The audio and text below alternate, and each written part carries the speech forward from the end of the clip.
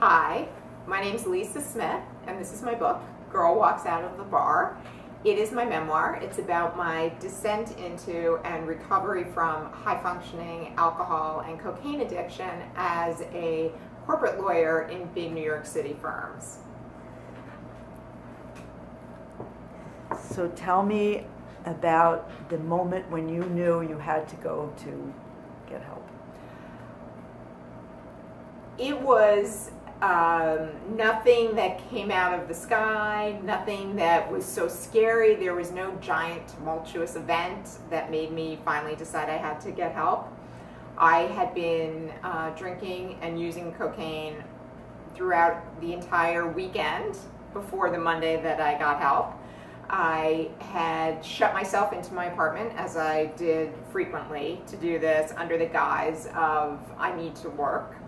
I had my laptop open. I was, in fact, working on a proposal on and off, but it was all just to facilitate the drinking and the using. I like to tell myself that the drinking and the using was to facilitate the work, but really the work was the excuse for the round-the-clock drinking and using. I woke up that Monday morning. I was sick. I was, at that point, throwing up blood. I was unable to sort of stand up in the shower. But I got myself together. I put my makeup on. I put my laptop in its case. I finished the rest of the cocaine that I had from the weekend, even though I had sworn I would save enough for the week. And I started thinking about the day and what the day held. And the day held more misery, and I was so exhausted. And I was running through, how am I going to get out of work early again to meet the dealer, because the worst situation an addict can be in is out of drugs, and that wasn't going to be able to stand. And I just, all of a sudden, a wave came over me as I was walking out to the elevator in my building. I had checked my teeth for lipstick, I had checked my nose for stray coke, I was ready to go, and I couldn't lift my hand to press the down elevator button. And I just said, I need help. I need help. It was literally one of those moments that people say they got sort of struck sober. All of a sudden, it was over. I was very lucky to get the gift of desperation.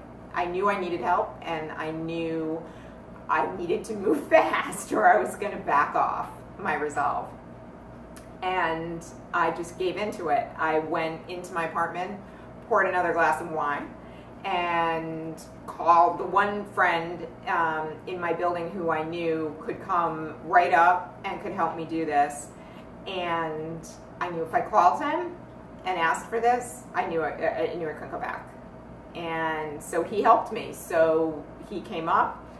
I called my doctor and asked, where should I go? I need to go into inpatient rehab. And he told me, no, you don't. You are fine. I just took your blood. You're fine. And I told him about 3 things about what my life was like. And he said, okay, you need to go into inpatient and you need to go today.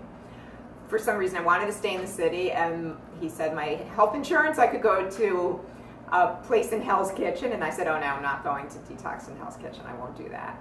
And then he said, there's another place called Gracie Square on the Upper East Side. And I thought of Gracie Mansion, and it was on 76th Street. And I said, oh, I'll go there. I didn't know that the Hell's Kitchen detox would have been much nicer. I ended up, I had to call my family and tell them, you know, listen, this is what's going on with me. I couldn't disappear, despite the fact that they didn't know what was going on. I was very close to my friends in particular, and my family as well. And I told them briefly what was happening, left out the drugs.